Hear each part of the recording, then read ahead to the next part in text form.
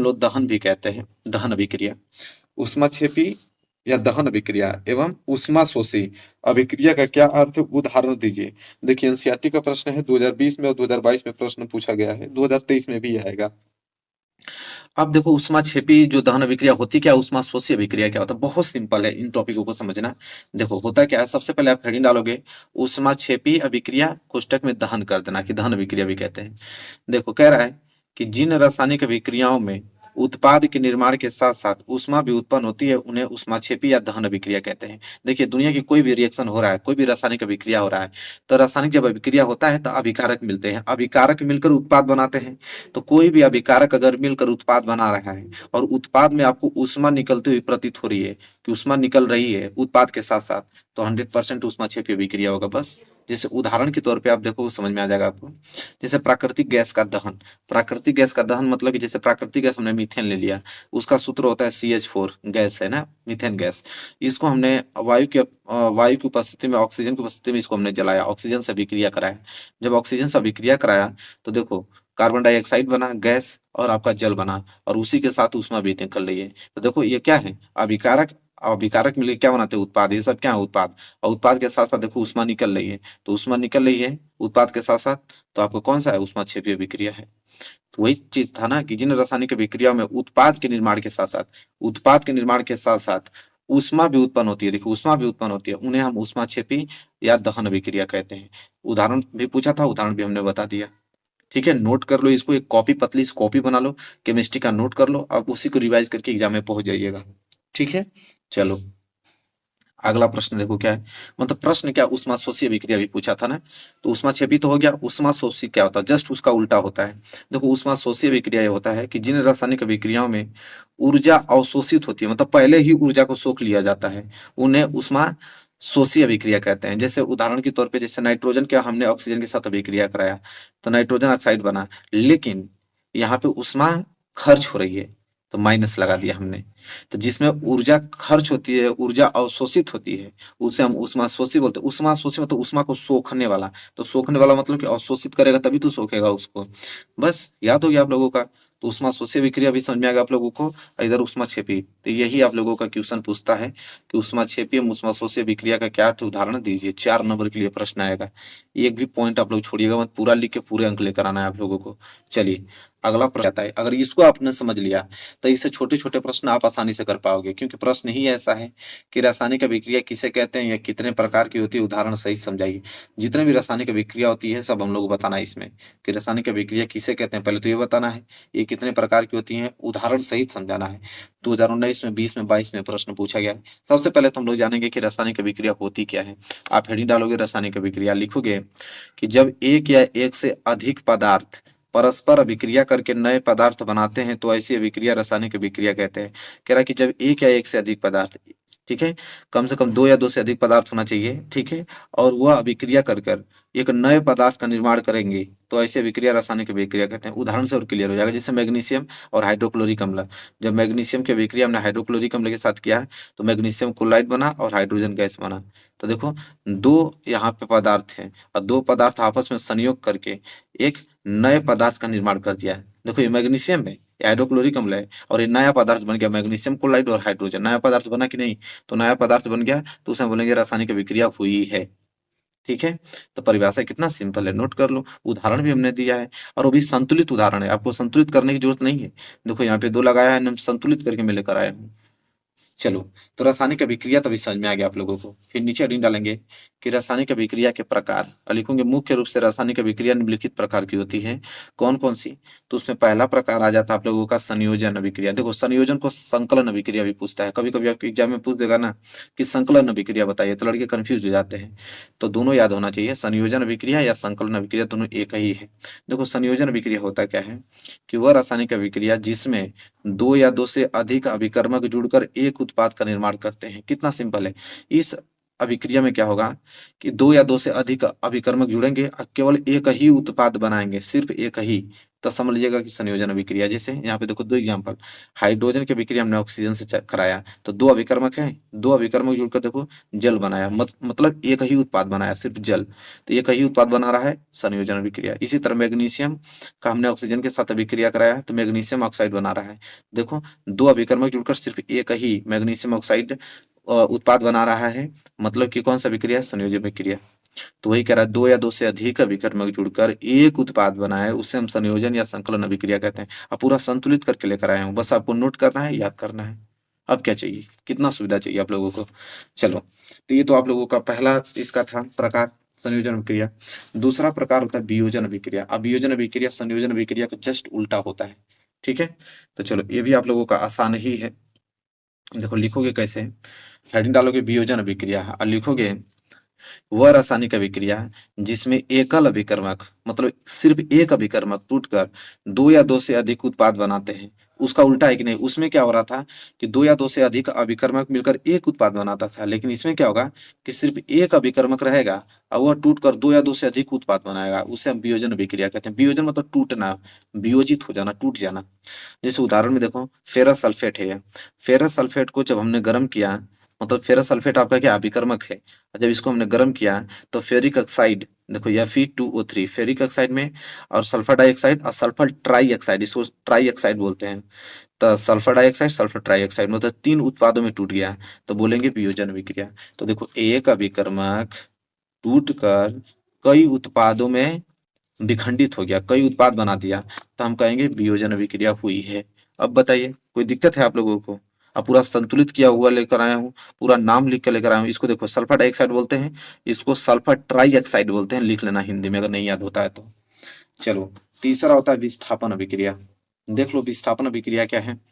विस्थापन अभिक्रिया में क्या होगा कि वह रासायनिक अभिक्रिया जिसमें कोई एक अधिक अभिक्रियाशील तत्व किसी अन्य कम अभिक्रियाशील तत्व को उसके यौगिक में से विस्थापित कर देता है, उस अभिक्रिया को विस्थापन अभिक्रिया कहते हैं, ठीक है। अब देखो क्या रहा, क्या विस्थापन, तो देखो विस्थापन मतलब विस्थापित कर देना। अब विस्थापित वही करेगा जो अधिक अभिक्रियाशील होगा, तो अधिक अभिक्रियाशील वाला तत्व कम अभिक्रियाशील वाला तत्व को उसके यौगिक में से उसको विस्थापित कर दे, तो उसे विस्थापन अभिक्रिया बोलते हैं। यहाँ से लेके यहाँ तक परिभाषा आप लोग नोट कर लो, उदाहरण से तो और क्लियर हो जाएगा आप लोगों को। देखो जैसे देखो ये कॉपर सल्फेट है और ये लोहा है, ये आपस में अभिक्रिया कर रहा है, तो बना रहा है फेरस सल्फेट और कॉपर। देखो एक चीज ध्यान से सुनना, देखो ये लोहा है, ठीक है।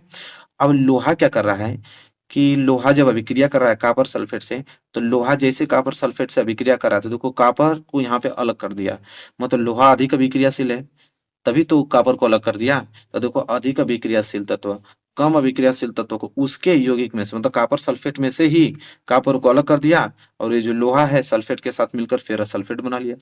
तो उदाहरण क्लियर है कि नहीं, बिल्कुल। आइए आप लोगों का संतुलित, बिल्कुल संतुलित है, संतुलित करने की आवश्यकता ही नहीं है। तो वही कह रहा है कि अधिक अभिक्रियाशील वाला तत्व कम अभिक्रियाशील वाला तत्व को उसके यौगिक में से उसको विस्थापित कर देता है, विस्थापन अभिक्रिया कहलाता है। और उदाहरण भी हमने आप लोगों को बता दिया, क्लियर हो गया ना। चलो चौथा देखो, ये है आप लोगों का द्विविस्थापन अभिक्रिया। द्विविस्थापन अभिक्रिया क्या होता है कि वह रासायनिक अभिक्रिया जिसमें अभिकारकों के बीच आयनों का आदान प्रदान होता है, ठीक है। अब आयनों का आदान प्रदान कैसे होगा, देखो जैसे उदाहरण में ये आपका सोडियम सल्फेट है, एक्वस के फॉर्म में, एक्वस मतलब होता है जलीय विलयन, मतलब जल में घुला हुआ है, ये आपका सोडियम सल्फेट है। तो देखो सोडियम सल्फेट और बेरियम क्लोराइड ये आपस में अभिक्रिया करा रहा हूँ, तो सोडियम क्लोराइड और बेरियम सल्फेट बनना है। अब समझना, जैसे देखो सोडियम सल्फेट, जब सोडियम सल्फेट को अलग करेंगे तो सोडियम आपका प्लस में जाएगा, सल्फेट आपका माइनस में जाएगा, तो यह प्लस में हो गया, यह माइनस में हो गया। इसी तरह बेरियम क्लोराइड, बेरियम प्लस में जाएगा, क्लोरीन माइनस में जाएगा, ठीक है। तो अब देखो ये सोडियम आपका, क्लोरीन आपका माइनस में था, तो यह प्लस इस माइनस के साथ मिलकर प्लस आयन और माइनस आयन, ठीक है, दोनों मिलकर सोडियम क्लोराइड बना लिया है। और यहाँ पे SO4 माइनस में था और बेरियम प्लस में था, तो यह माइनस और यह प्लस बेरियम सल्फेट बना दिया। तो मतलब आयनों का आदान प्रदान हो रहा है कि नहीं। तो वह रासायनिक अभिक्रिया जिसमें अभिकारकों के बीच आयनों का आदान प्रदान होता है, उस प्रकार की अभिक्रिया जो बनती है उसे हम द्विविस्थापन अभिक्रिया कहते हैं। ये ही आप लोगों का प्रकार है रासायनिक अभिक्रिया का, ठीक है। 4 प्रकार हमने पूरा डिटेल में आप लोगों को बता दिया, और समझ में भी आ गया होगा एक एक पॉइंट आप लोगों को, इतना अच्छे से हमने समझाया है। तो मेरे प्यारे बच्चों नोट कर लो। चलो अगला प्रश्न देखते हैं और उसको समझते हैं। चलिए मेरे प्यारे बच्चों अगला प्रश्न देखो, अगला प्रश्न को अच्छे तरीके से समझो। क्या है कि ये प्रश्न बहुत ज्यादा इंपॉर्टेंट है कि विरंजक चूर्ण, देखो विरंजक चूर्ण को हम बोलते हैं ब्लीचिंग पाउडर।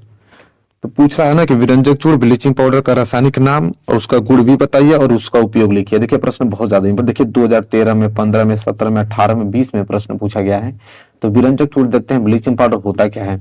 सबसे पहले तो हम लोग लिखेंगे कि ब्लीचिंग पाउडर, जिसे हम विरंजक चूर्ण के नाम से भी जानते हैं, तो ब्लीचिंग पाउडर विरंजक चूर्ण का जो रासायनिक नाम होता है ना, उसको हम कैल्शियम ऑक्सीक्लोराइड कहते हैं। क्या बोलते हैं? Calcium oxychloride. ये बहुविकल्पीय का प्रश्न भी बनता है, ठीक है, याद रखना। क्या बोलते हैं? Calcium oxychloride. तथा अणु सूत्र इसका होता है CaOCl2। Ca मतलब कैल्शियम, O मतलब ऑक्सी और Cl2 मतलब क्लोराइड, मतलब कैल्शियम ऑक्सीक्लोराइड। तो दोनों याद रखिएगा। ब्लीचिंग पाउडर का जो रासायनिक नाम है कैल्शियम ऑक्सीक्लोराइड और सूत्र होता है CaOCl2, ठीक है।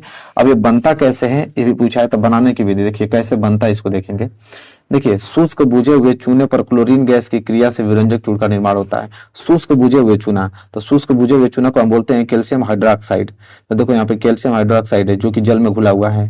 इसमें क्लोरीन गैस की अभिक्रिया कराएंगे तो देखो Cl2 क्लोरीन गैस है, आपस में जब अभिक्रिया कराएंगे तो कैल्शियम ऑक्सीक्लोराइड बनेगा और जल बनेगा। कैल्शियम ऑक्सीक्लोराइड को ही तो विरंजक चूर्ण कहते हैं। तो बस हो गया बनाने की विधि जो होता है। रिएक्शन लिख देना, देखो संतुलित रिएक्शन है बिल्कुल। अब इसका उपयोग भी हमको लिखना पड़ेगा, 4 नंबर के लिए प्रश्न आता है, ठीक है, कि उपयोग इसका कहाँ करते हैं विरंजक चूर्ण का। देखो वस्त्र उद्योग में इसका उपयोग किया जाता है, सूती एवं लिनन के विरंजक के लिए। वस्त्र उद्योग में तो समझते हो, देखो विरंजक चूर्ण मतलब होता है कि वो गंदगी को साफ करता है। जो वस्त्र उद्योग में गंदे कपड़े बनते हैं तो उसको जब साफ किया जाता है तो विरंजक चूर्ण से साफ किया जाता है, वो बिल्कुल क्लीन कर देता है। और कागज की फैक्ट्री में लकड़ी की मज्जा एवं लॉन्ड्री में साफ कर कपड़े को विरंजक के लिए उपयोग किया जाता है। देखो लकड़ी की मज्जा, लकड़ी की जो मज्जा जैसे कागज बनता है, जैसे पेज में मैं लिखा हूं, तो ये पेज जब बनता है ना, तो पेज बनता है तो बहुत गंदा रहता है। इसकी सफाई के लिए हम लोग विरंजक चूर्ण का इस्तेमाल करते हैं। बड़े बड़े लॉन्ड्री में हम लोग प्रयोग करते हैं इसका, वो साफ करने का काम करता है विरंजक चूर्ण।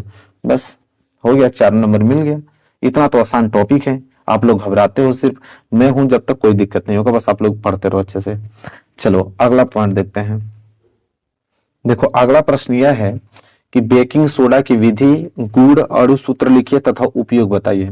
तो हम लोग देखेंगे कि बेकिंग सोडा जो होता है, ठीक है, तो बेकिंग सोडा का गुण क्या होता है, अणु सूत्र क्या होता है तथा उपयोग, जैसे हम लोग विरंजक चूर्ण का देखें। ये भी प्रश्न 2014 में, 15 में, 17 में, 18 में, 19 में, 20 में प्रश्न पूछा गया है।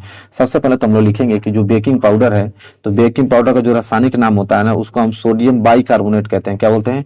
Sodium bicarbonate. तथा अणु सूत्र होता है NaHCO3। एक नाम और होता है इसका, इसको आप सोडियम हाइड्रोजन कार्बोनेट भी कह सकते हो, ठीक है, कंफ्यूज मत होइएगा। तो बेकिंग पाउडर का रासायनिक नाम क्या होता है? Sodium bicarbonate. बहुविकल्पीय में प्रश्न बनता है, याद रखिएगा। अणु सूत्र होता है NaHCO3, ठीक है। इसकी बनाने की विधि क्या होता है, इसको कैसे बनाया जाता है, तो देखो इसके निर्माण के लिए हम साधारण नमक NaCl लेंगे, जल लेंगे H2O, वह कार्बन डाइऑक्साइड CO2 की अभिक्रिया अमोनिया से जब कराएंगे तो हमें सोडियम बाइकार्बोनेट देखने को मिलेगा। समझो जैसे NaCl है, हमने NH3 ले लिया, अमोनिया ले लिया, इसके बाद कार्बन डाइऑक्साइड ले लिया और जल लिया। जब आपस में जब इनकी अभिक्रिया कराऊंगा तो यहाँ पे एक तो अमोनियम क्लोराइड बनेगा NH4Cl और एक बनेगा सोडियम बाइकार्बोनेट जो कि हम लोगों का बेकिंग सोडा है NaHCO3, ठीक है। क्लियर हो गया ना आप लोगों को? कोई डाउट नहीं होना चाहिए। चलिए इसके बाद इसका उपयोग भी लिख लेते हैं। आप लोग नोट कर लेना, बनाने की विधि समझ आ गया ना, कि नमक लेंगे, जल लेंगे, कार्बन डाइऑक्साइड, इसमें अमोनिया गैस, जैसे अमोनिया से अभिक्रिया कराएंगे तो आप लोगों को अमोनियम क्लोराइड और सोडियम बाइकार्बोनेट देखने को मिलेगा। इसका उपयोग कहाँ होता है, इसका उपयोग कहाँ करते हैं उसको देखने वाले हैं। तो देखो उसका उपयोग होता है बेकिंग पाउडर बनाने में। जो बेकिंग पाउडर होता है ना, बेकिंग पाउडर समझते हो ना, खाने वाला सोडा, जिसको खाने वाला सोडा भी कहते हैं।